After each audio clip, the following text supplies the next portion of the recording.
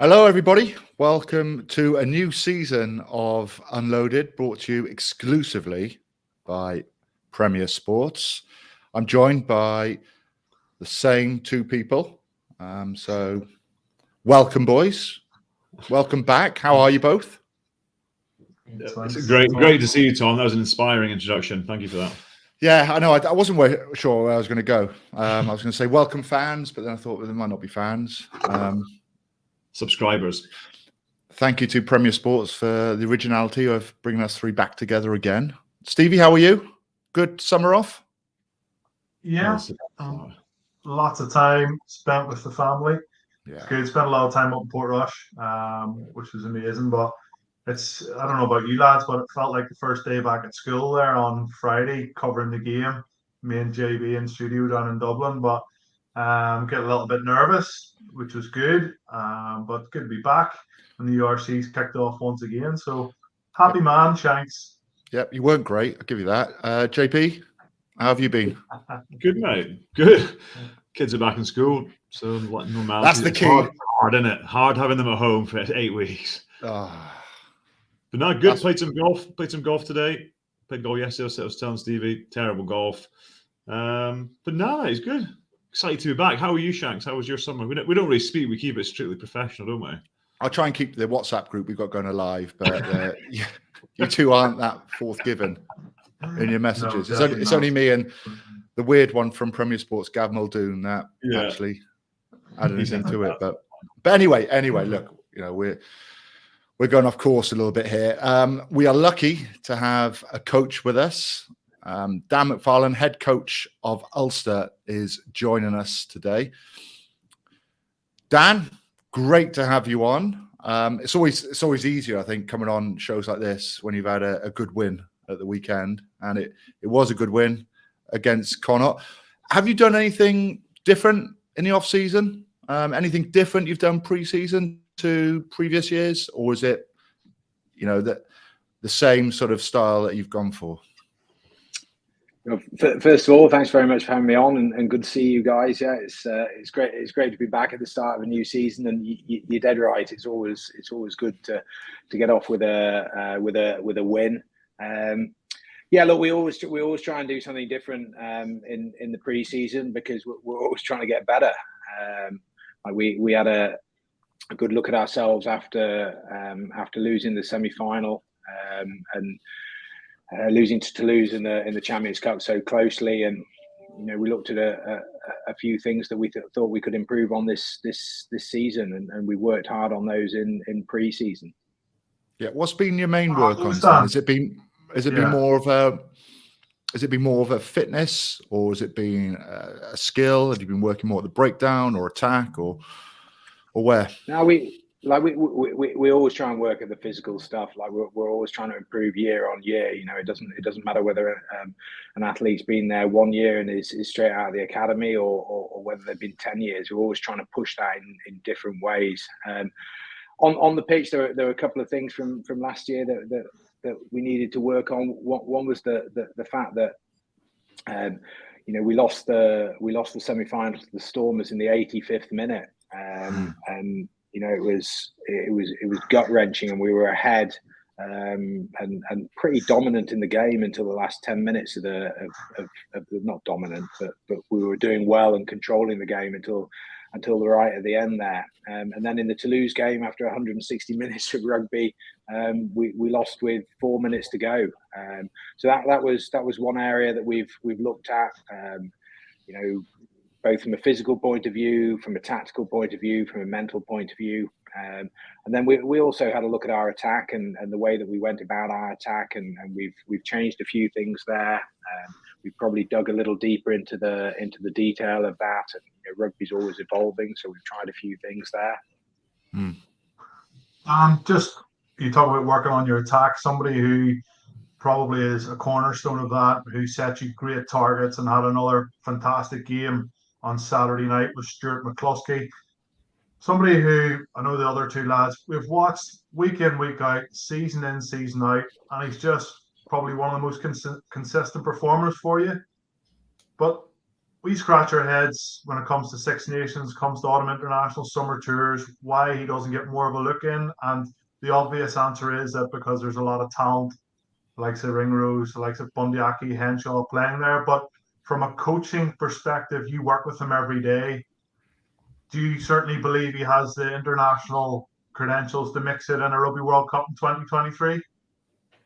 Yeah, look, I think you probably know the answer to that yourself. Like he would grace most international teams, wouldn't he? He's a big man. Certainly Scotland. Fucking Wales, definitely. Sorry. He's 110. He's 112 kilos. He's 6'4". He's got a fantastic skill set. He's obviously extremely brave. And he loves to play the game. So, it is a common narrative, but it is very true. Like Ireland have been graced with a lot of really good centres over the last 5-10 years, and his and Stu's found it difficult to break into that. But as I always said, if Stu needed to play the next 15 games for Ireland, he'd do a brilliant job. I think the biggest thing with Stuart is how he's evolved his game, because he's had to, because the way the game's played now, a lot comes off 12, but you've essentially got to be a ball player. You can't just be a hit it up, set targets. You've got to have touches about you. You've got to have vision about you. And I think from say 5-6 years ago, we can really see his game develop. And I mean, how important is that for you and the way that Ulster want to play, that you've got a distributor as well as a guy that can hit targets at 12? Yeah, if you've got a big man who threatens at the game line and can distribute the ball and make decisions, like, it's absolute gold dust, isn't it? Because they've got to mark him in terms of when he runs hard and runs at you. He's probably got to be double teamed there. If you leave single man on him, his hands are free the whole time. And as you saw on Saturday night, his hands are free when two men are on him.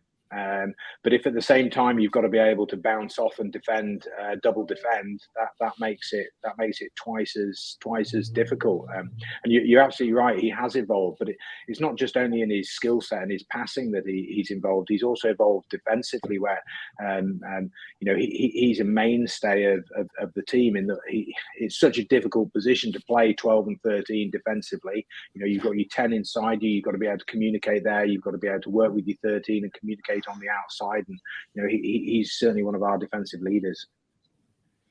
Dan, just going back, sort of asked you a bit about pre-season. Did you do anything? Because I always found with pre-season they try, and certainly the longer you play, you kind of does full circle, and you end up doing the same things. It was everyone did the Marine camps for a while, then it went to everyone always does these things. What stuff, like probably specifically away from rugby, did you guys do? Any good initiations at Ulster?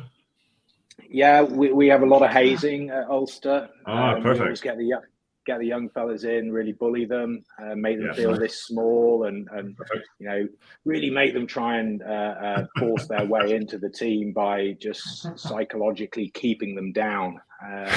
Character building, we call it. I would have thrived. Exactly. I would have done well there. Yeah.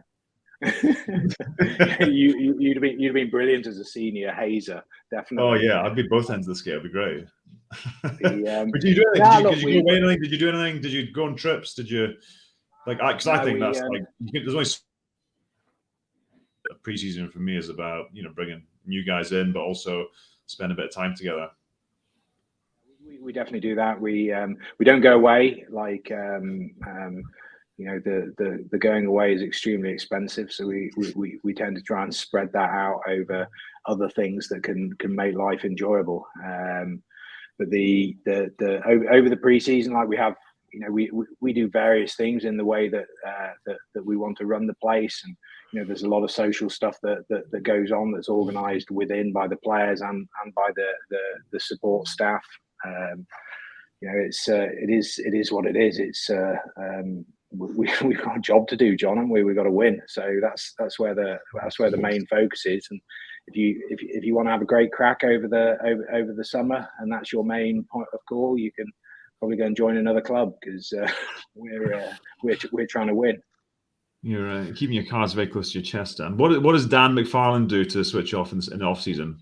That's I'm interested in. What's Dan do? I've seen Dan. I went to California this year with the family. So myself, Danielle, Thomas, who's now 21, and Alex, who's 24. We all flew off to California. Now I'd been before, but they hadn't been before, and we had an absolutely brilliant time. It was great. I heard you talking at the start of the show there about the 8-week summer holidays when they're kids. But you know, if I was to think back to that time, I'd be thinking to myself, "Geez, don't be wishing it away," because like Thomas he's hopped on a plane, gone to Vietnam. He's going to be in Australia for the year, and you know, I'm just sitting there and thinking, who on earth am I going to go to the November Internationals with? This. Me and Shanks are wishing.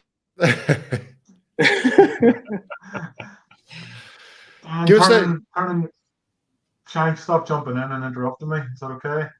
Oh God, very aggressive this year. Yeah. Dan, just a quick one from me about recruitment, and it's not so much for this season. It's post Rugby World Cup 2023. As you know, Belfast is a very small place, and word gets around, and there's rumours flying all over the place.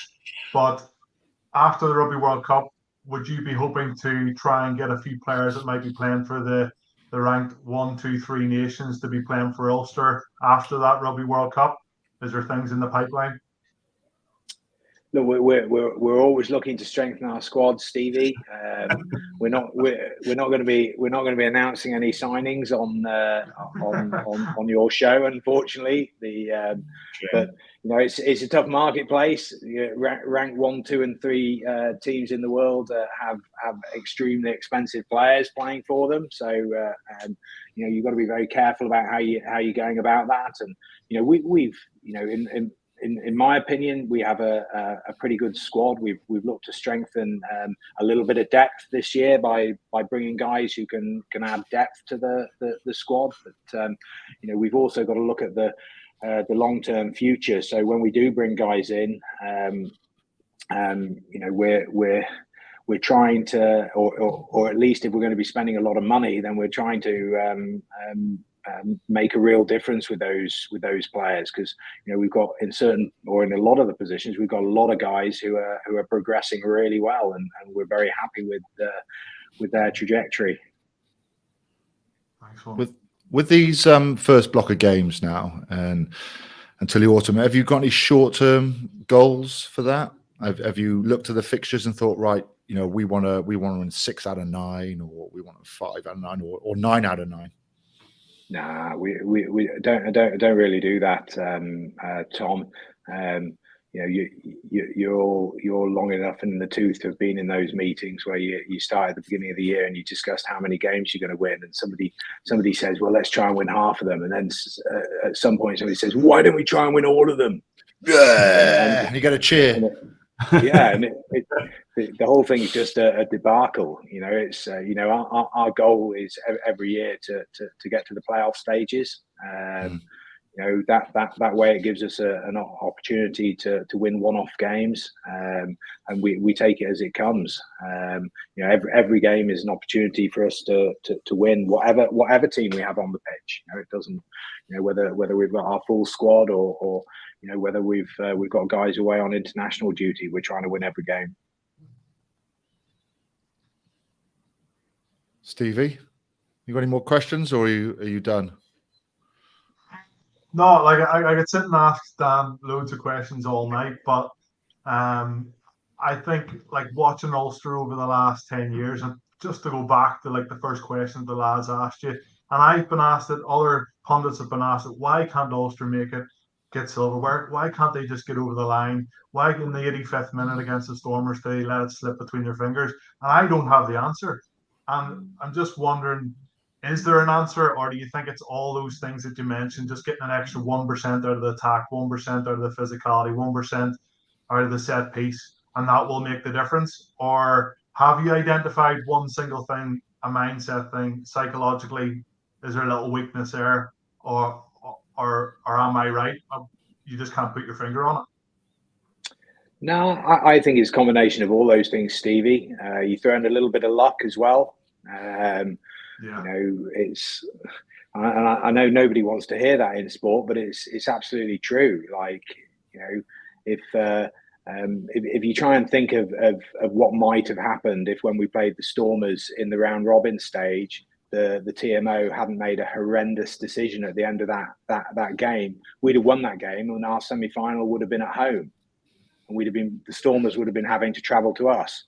And given the fact that the final would have been home as well, that's just luck. Like, that's literally nothing. We can't control that in the same way as injuries. The other factor that people don't talk about is that over the last however many years, Leinster have been so dominant. They've been so good, which basically means that year on year, you've got a pile of luck percentage that Leinster chew up the whole 75, which leaves everybody else scrapping over the 25% when they don't do very well. So it's not even a chance over the last 10 years that most teams have had really good opportunities to win. No, because Leinster are chewing up all of that. And that's what the rest of us are trying to eat into and improve. We're not far away. 16 teams, only one team gets to win every year. But we're not far away. And as I say, we'll pick out a number of things each year that we need to get better at, and take it like that. Dan, sorry, just I was going to jump on that. How far do you think brute force and power contributes to masking over, say, because you talk about luck, I guess, and I remember playing, and you kind of feel like some teams seem to get rub the green, some teams don't. Do you think, how far do you think power and that brute force goes towards papering over those things? Because you saw the Bulls, semi-final, it was just power. That was all, and that's what most of the South African teams bring. You look at the way Leinster played the game, and they got unstuck in that game against the Bulls, but they tend to just power, and the way the game's refereed now, you're landing forward, the refs want the attacking side to go forward. Is that, I'm sort of asking a long-winded question, is power, I guess, a focus for you guys from a recruitment point of view, developing that, but also in terms of how you manage the game and how you evolve the way Ulster play? Because we know how well drilled Ulster are. I've watched them play, very organised, very meticulous, but there is probably a gap between the very in the league from a power perspective. Definitely. Like the discussion around Leinster getting knocked out of Champions Cup games by La Rochelle and over the last number of years, that has been the big discussion afterwards. And I like the way that you put it there, that the power and the size and the strength and the ability to smash your way forward does paper over a lot of the cracks, I would suspect, because the game, first and foremost, the game is about going forward. You're trying to get the ball from one end of the pitch to the other and put it down. And whether it's the referees or whether it's the speed of the ball or what the defence do, if you are able to do that, and but there are plenty of ways of doing that as well. Like Leinster obviously don't do it with the huge size. We don't do it with the huge size. Connacht, who are an extremely good team at getting over the gain line, certainly don't do it with size there. So there are ways and means, but I think when you look at the way that South Africa play, you can certainly understand that there's not much trickery going on there.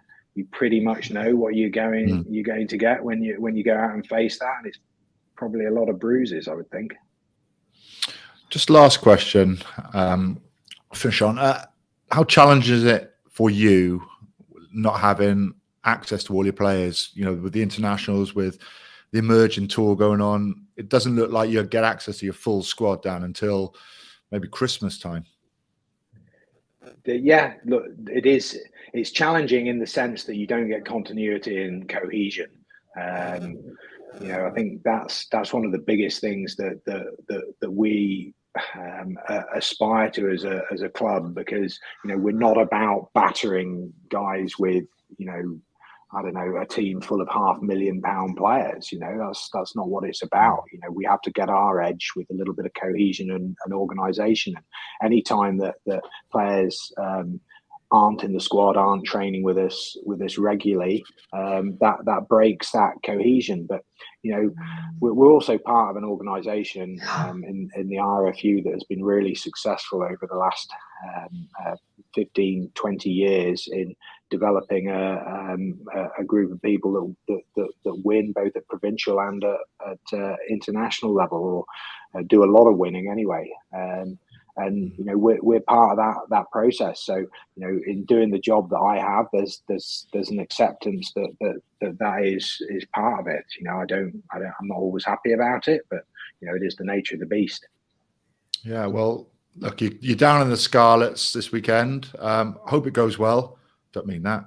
And thank you very much for coming on, Dan. It's always a pleasure to speak to you and to pick your brain and to find out as much as we can about what it's like to coach, the issues you've got, and how you deal with them. So, Dan, thank you for joining us.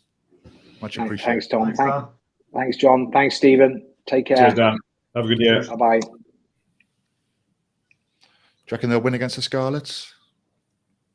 Yeah. Yeah, I think they will as well. Looked really impressive, didn't they, against Connacht? Steve, you were at the game, weren't you? Yeah. Where do they impress you most? I don't think Connacht fired much of a shot, and I think Scarlets will definitely pose them a few more threats this weekend. But Ulster, like the first 20 minutes, wasn't it 0-0 on the scoreboard? They were sort of throwing it around a little bit, making a few mistakes, and then they tightened it up. Yes, of course, Connacht gave away a few penalties. Could easily have had a couple more yellow cards in the game, and Ulster went back to their maul. That was such a weapon last year. Young Tom Stewart. What a player he's hopefully going to be. He's going to have to get past Keller, of course, at Leinster. Yeah, are you related to him? Way into an Irish jersey, but what's that? Are you related to him? Why is that? Oh, you were just talking about him all game. I thought maybe you were related. You might be a second cousin or a family friend. I wasn't sure. I can't even believe you were watching, Shanks. He was good. He was very good. Ireland seem to be producing some really good hookers, don't they? Like the new mold of hookers. Sheehan as well, down at Leinster. But Tom Stewart's a quality player. Only 6 or 7 caps to his name. That was his first start as well, and the baby face on him, like he's only a spring chicken. So, and it was good to see. Stockdale back. Connacht scored a cracking try, but we didn't see enough of that. It was good during the night. They really struggled just to hold on to possession. And in fairness to the Connacht lads, like they tackled their absolute socks off, put the bodies on the line. You can't fault their effort.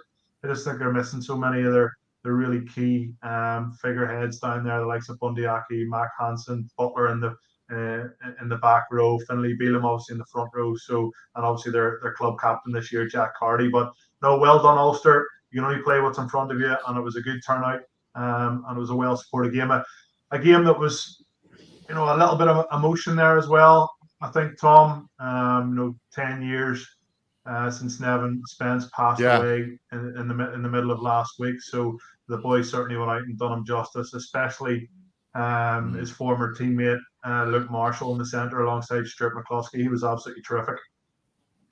Definitely. You forget it happened 10 years ago with his brother and his father as well. It was just so sad. Stuart Moore looked good at 15 again. Having to adapt a little bit really because the centres are so strong, but seems very, very accomplished there. Great start for Ulster. Exactly what you want, really. First game of the season to gain a bit of momentum. John, you put out a tweet or a message or something in the media to say that it has to be 2 wins for. I didn't say all that. Otherwise, you're giving up rugby. All right, along those lines. Didn't quite happen for Glasgow that way, but they're not the only team to slip up at Benetton, are they? Plenty of teams have done it, but I think it's the way in which Benetton just put them to bed. Really, every opportunity. But this you just summed it up there, Shank. This was like 2 minutes into the second half. Yeah, they were flat in the first half. Away from home,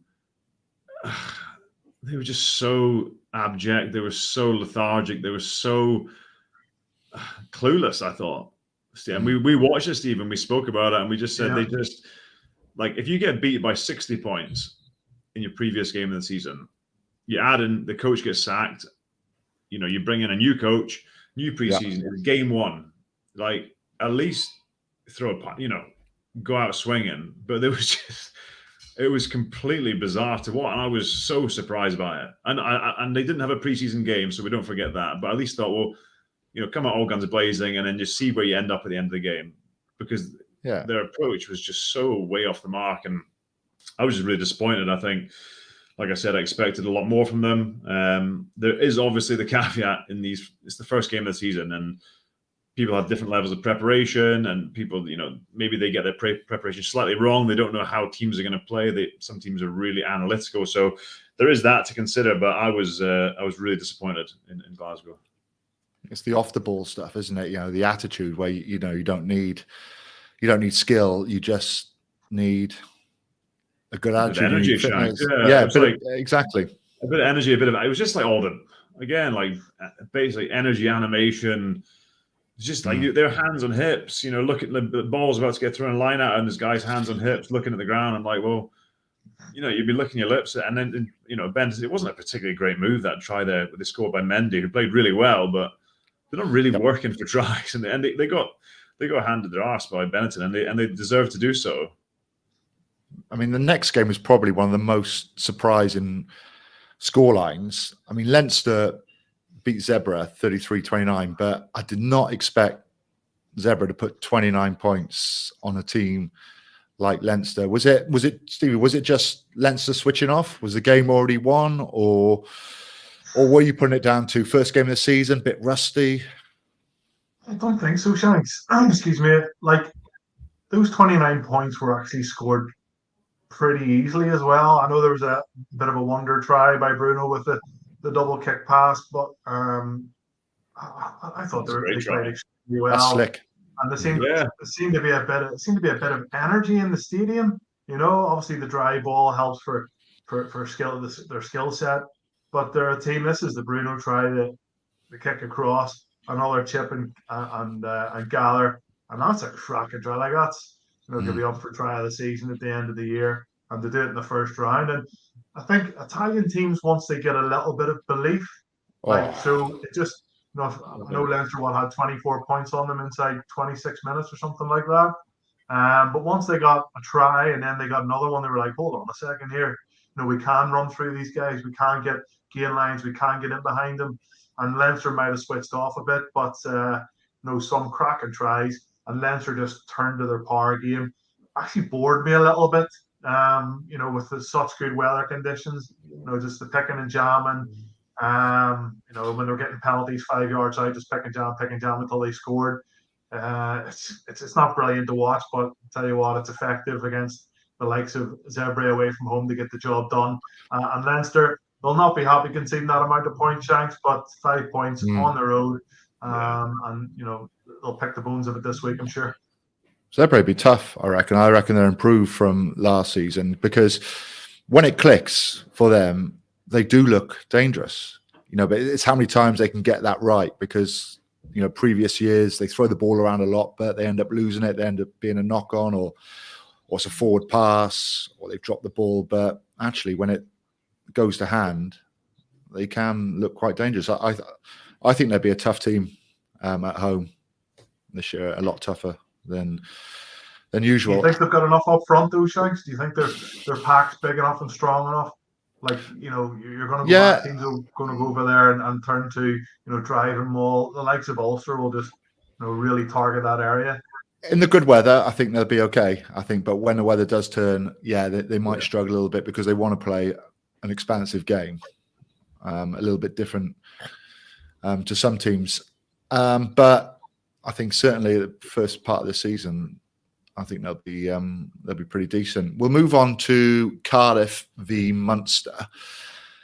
Now, Cardiff made some really good signings in the summer. Liam Williams was a big one. Faletau, Tom Young, Tamani in the second row, which we didn't really see feature. I'm not sure if he came off the bench or not. But boys, Faletau at the weekend for Cardiff was a level above. You could honestly see it on the field. Like, it was like he was in cheat mode, and everyone else and everyone else wasn't. So when you watch him, he's one of these guys when you played against him and you hear the guys talk about him and just good things happen around him. Yep. He's one of those players and he's always involved in positive contributions in the games. And I'll probably get a bit of stick because we did a bit before the game. And I think Cardiff, I said I'll stick to it. I think Cardiff will be underachievers this year purely because they've made some great signings. Like you said, Liam Williams, terrible, broken his collarbone, looks like in the first game. He would have gone away to Wales, guaranteed. It would be Faletau. They'll be missing, and it's what's behind that, which I don't think is great. I do think they looked a bit more powerful than they did last year, which is probably my criticism. And they got beat by 60-odd points in the last game of the year. But you see even when Munster went to like close quarters plays, and it was a bit too easy. So I thought they were great. I thought Faletau was quality. I like the look of Llewellyn in the centre. I thought he was great. And they've got the look of a squad that's kind of this is score here, really weak defence, but a pretty poor Munster team if you're looking at it. And the way they poured was very poor. I thought this was a great angle and does really well. If you could put centre play like into a little clip, that is it. You make a break, you link, and they've scored. But just go back to your point with Faletau. They would have got him for 7 games at the start of the season. He wouldn't have gone to South Africa for the 2 games they've got because he'd be in Welsh camp. But a lot can happen in those first 7 games in terms of momentum, in terms of results. So he is going to be key. Yeah, he's not going to feature much, but he will still be a vital part of the squad. This is where they were good at the weekend. Really good in the breakdown. We saw a counter ruck there. Dylan Lewis chasing back there at the breakdown. Thomas Young was fantastic in that area. And all of a sudden, you've got like 3 genuine guys who are great over the ball. Like Dylan Lewis is really good. Thomas Young is really good. Faletau's really good. Botham's really good. So, nice. You've got 3 genuine jacklers, but I mean, that sums up the game really. That's too easy to score. It's great by Willis Halaholo, who's got that start. All it does is, you watch that, it just holds the defender enough for him to get on the outside and he links with Aled Summerhill nicely. But it was impressive from Cardiff, especially on the back of the end of last season, 69 points put on them at Benton. But as you said, John, you can only play what's in front of you, and they were good. They scored tries, they looked dangerous, and they've got a couple of big ball carriers now, which they haven't had in previous seasons. So good start. It is about momentum, and it's going to be difficult because they're up in Glasgow this weekend. It's the sort of game you want another home game after, isn't it? Just to get. Yeah, but again, if you're going to pick anyone to play, pick Glasgow at the moment, and on an artificial track as well. Cardiff look good. It's normally at home. An artificial pitch is pretty quick. Glasgow are lacking power, so it's not like they're going to have to come with a big power game. I fancy Cardiff going up there, and if they've got if Tulupi Faletau to a place like that, then great. This is bringing some tea there, Shanks, or something. Fekatoa was quiet in the game. I mean, she would never do that. Big signing, sort of taken over from Damien Delonde. Mixed bag. You could tell there's some quality there. He did have some nice touches, but I think he knocks the ball on first, gets a penalty against him. Such tough for him for a side that weren't really dominating the game. But I'm so excited to see him play as the season unfolds because, he is X factor. Yeah, he can play. Scarlets Ospreys, 23 apiece. I was covering this game. It was good because it was a derby. Good to get crowds in. There was good crowd, yeah. Near enough full strength teams. It was Anscombe against Costello. This was initially the first try, offset piece. Anscombe gets the second touch, setup done in the centres by Owen Watkin, just a ball behind. Now this guy looked good, Johnny Williams. He's had a bit of a mixed bag really since he's joined the Scarlets. He's been injured a fair bit, but when you watch him carry into contact, there's so much power, so much length. I think he's so balanced the way he plays, and again, he's like a McCloskey, just someone like he's always involved in the game.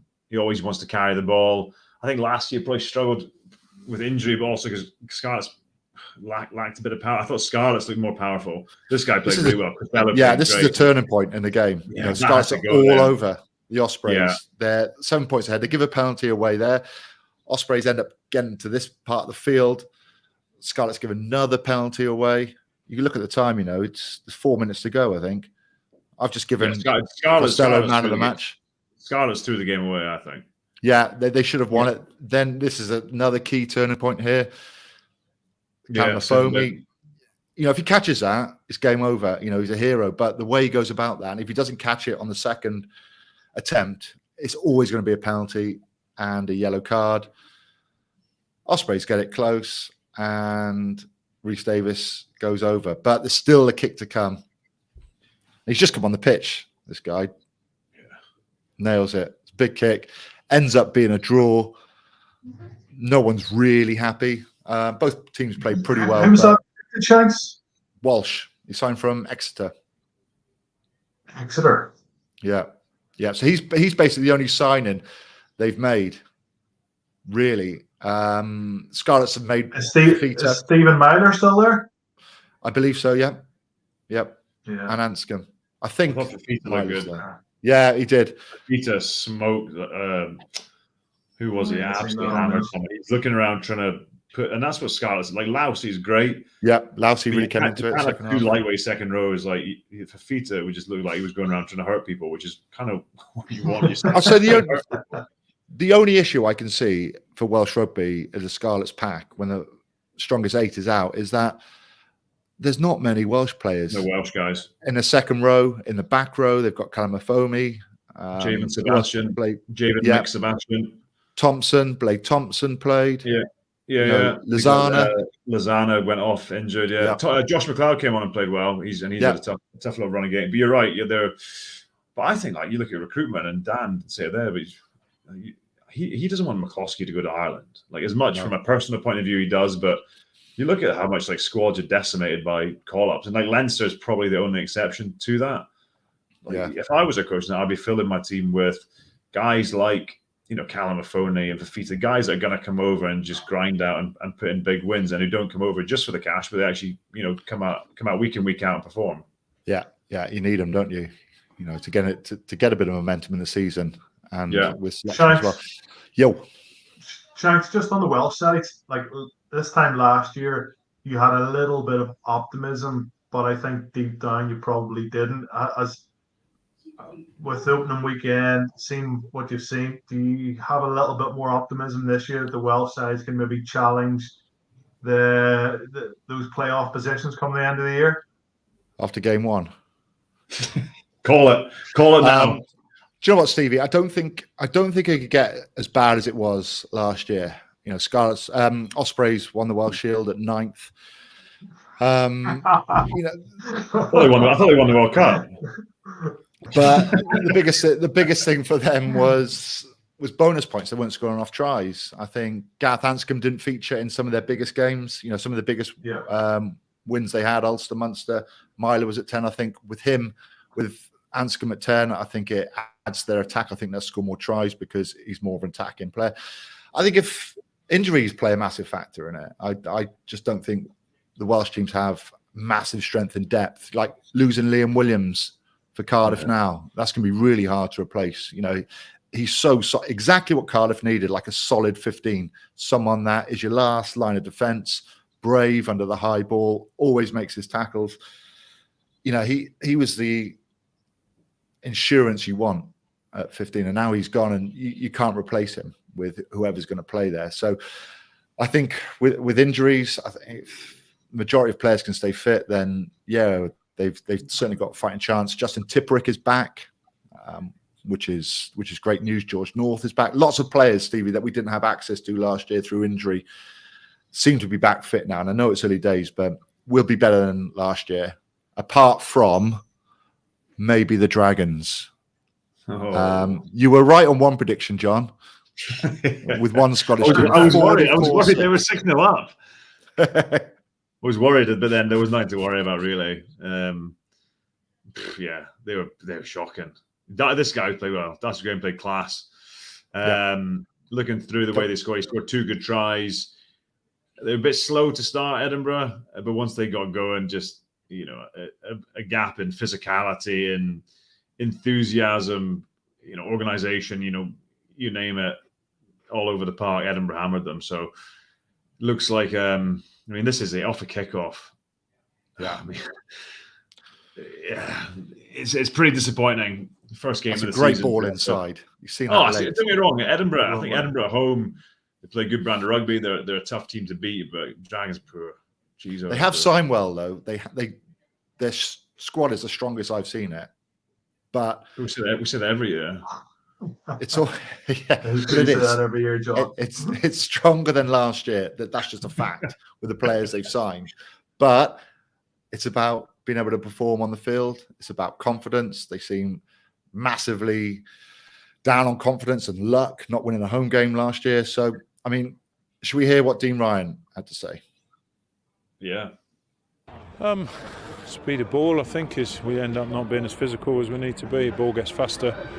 But those are things that we talk about a lot. And if we want to compete at this level, then we need to improve at those things. And we didn't. We can't afford a side to score from a kick-off from the 22. We've got supposed talent in this side, but I don't see it at the moment. I don't see the work rate that's needed. I don't see the desire to be in the right position, because that's just not possible. So we need to hold some hard conversations about how that can happen in the first game of the season. How do you begin to start to change that then, given the fact that we're already obviously, the season's up and running? Well, I think it's going to be easy, interesting to see where players take it.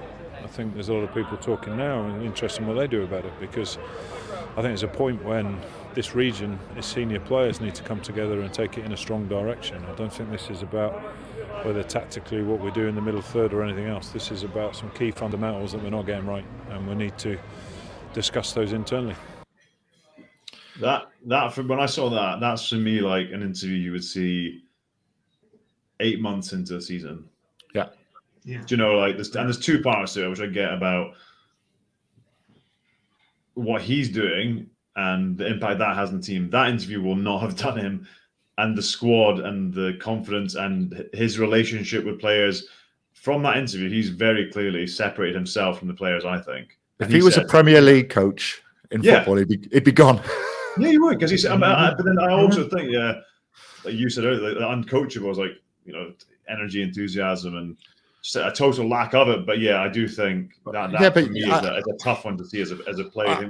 Are we not in this together? We're game one, and he talks about supposed good players. I can sympathise with him. I can sympathise with him a little bit because, he's a coach. They're given a game plan out there, but you've still got to have energy. You've still got to have attitude. And you look at the players that were playing: Bradley Roberts, Welsh international; Will Rowlands, Welsh international; Moriarty; JJ Hanrahan, big signing of the summer; Tompkinson, another big signing; Jack Dixon, pretty decent; Rio Dyer. They do have some. They do have some good players, and a lot of it is on the field as well. It's down to senior players to stand up. I've been in a similar position way back in 2006, 2007, when Matt Williams was at Ulster. There was a change in coaches. And I'm telling you now, the players just don't like Dean Ryan. Like, if you don't like your head coach, you're not going to play for them. And that's he's not head coach. He's director of rugby. Our director Di of rugby. Flanagan is now brought in as head coach. Yeah, but so they have got to change of voice. Yeah, but for me, that's just buying them more time. Like I think that he's, it's a bit of a poison chalice, isn't it? The Dragons. It's really difficult job to take on and to be successful at. I know Dean's come on the show before and talked about budgets and talked about how he's trying to change things, but like he's more or less said in that interview, "Oh, I've done all I can do. It's now those lads in there. It's their problem." Like that's the way the interview came across. And if the lads in the change room aren't doing what he's doing, in my own opinion, it's because they've lost faith in him, or like and as you rightly say, JB, it's game one. It's the first game of the season. Yeah. So like it's just, it doesn't add up. And when coaches come out like that and speak like that after the first game, something is not right at the Dragons. But he's run out of things to say, Stevie, because all of last season, I think they had 2 wins, both away from home. So, you can say we're in it together, but it's just repeating the message from last year. So maybe he's trying to get reaction from the players. Maybe he's trying to say something different, because what he has been saying hasn't really worked. But anyway, 44 points to 6. They've got Munster. Dragons have got Munster at home this weekend, so probably doesn't get any easier. Munster on the back of a loss against Cardiff. So that is going to be, I reckon that will be a good game, because there'll be a lot of pressure on both teams to perform. We also had over the weekend, we had the Lions versus the Bulls. Bulls too strong up front. Kutsia was good. Hendricks scores a nice try in the corner. You look at that game, the Bulls are just naturally stronger. They're a better team. There wasn't much surprise there. Didn't see the Stormers play. Probably one of the reasons why we don't have Sir Bobby Skinstad on. But all in all, I thought it was a really good opening to the season. You boys? Yeah. Agree. Agree. That was easy. Any rants of the week, lads? Any rants of the week? I got one. On a Do you want to hear mine? No. Yeah, go on then. Yeah. It was Scarlets Ospreys game, and referee blew for half time, but then the TMO came in after about 2 minutes of play. This happened on the 38th minute. Justin Tipperick had a late charge down kick and took out Johnny McNichol, I think. And I think it was that incident. And yeah, I'm trying to spit it out. I'm trying to think what it was. I think it was that. There was an incident, but the TMO didn't come in quick enough, basically. So the referee blew half time. Then they had to look at the incident, and then we had to go back, and they gave a penalty. It just took time. It was just like, TMO had 2 minutes to jump in and say something, but he waited till the ref blew it for half time. Then he came in and said, you might want to look at this. Justin Tipperick on Johnny McNichol, and eventually it's given a penalty, and they kicked 3 points. It's just speed the game up. Come on. I've got one, Shanks. I've got a rant. I'd be interested. I've not spoken about this. I'd be interested to hear what your opinions are. But Matthew Reynal. Mm-hmm. We go around. We don't have to say anything. Did he make the right decision? Yes. Or no? How could he not? Massively made the right decision. Yeah, I've heard the footage. You can hear the ref cam on the footage, and you can see the amount of time he's telling Foley to kick the ball. He tells him so many times, play on, and then eventually he blows up. I honestly think 100% it was the right decision. Stevie?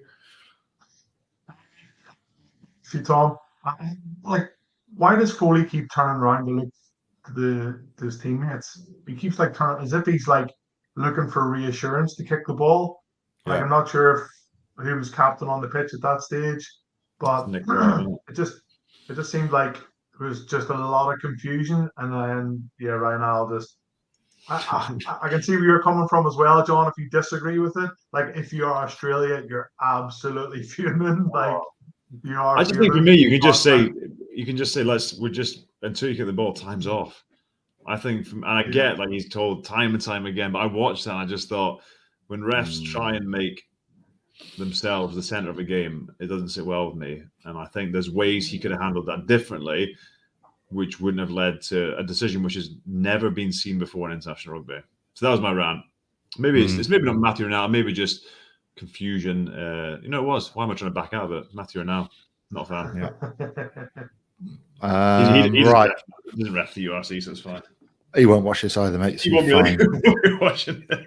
Hey, boys, good news. Barbar's playing New Zealand Select 15 on 13th of November at Tottenham Hotspur Stadium. I'll be live on Premier Sports.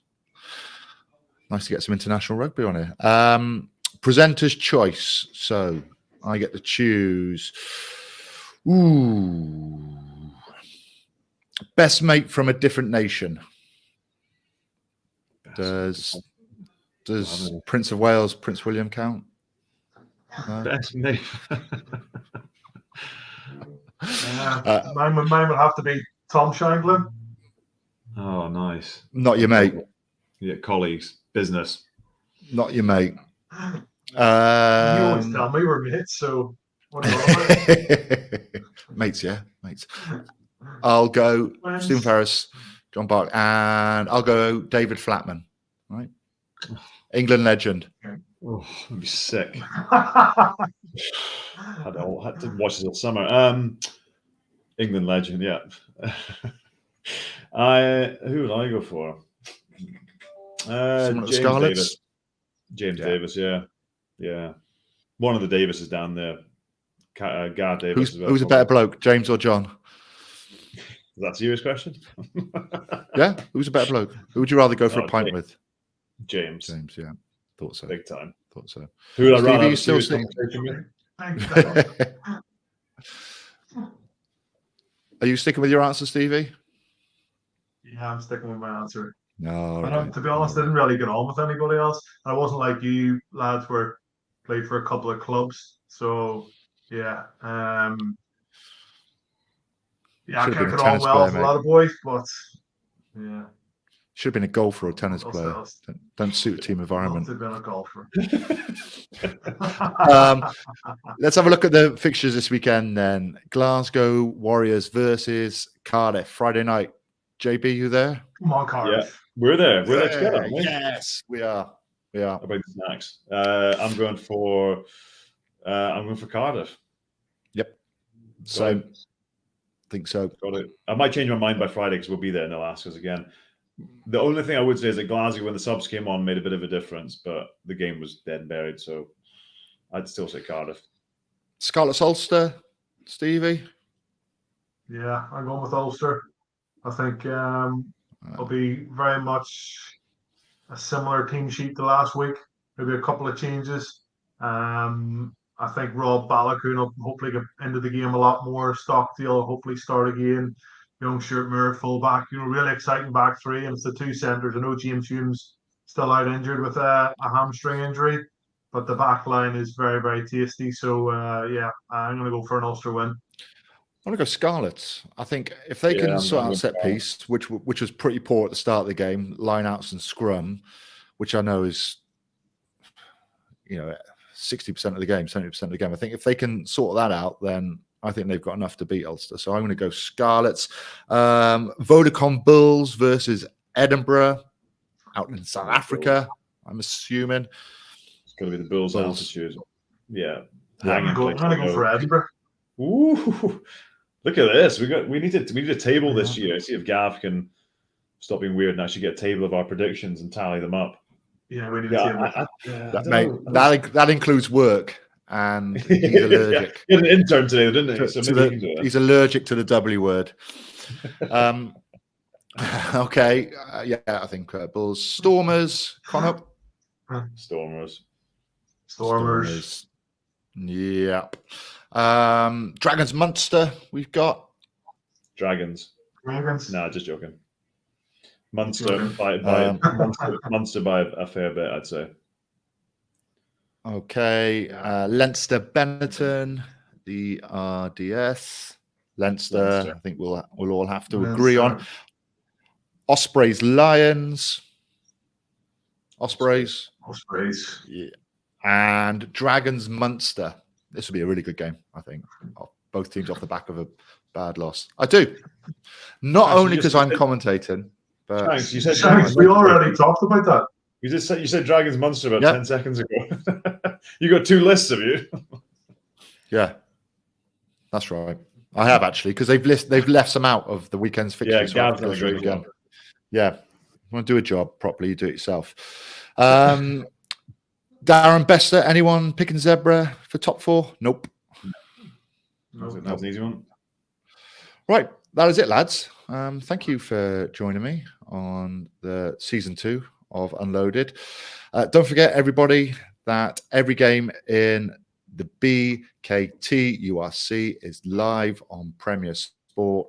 Watch, subscribe, watch, enjoy. Thank you very much.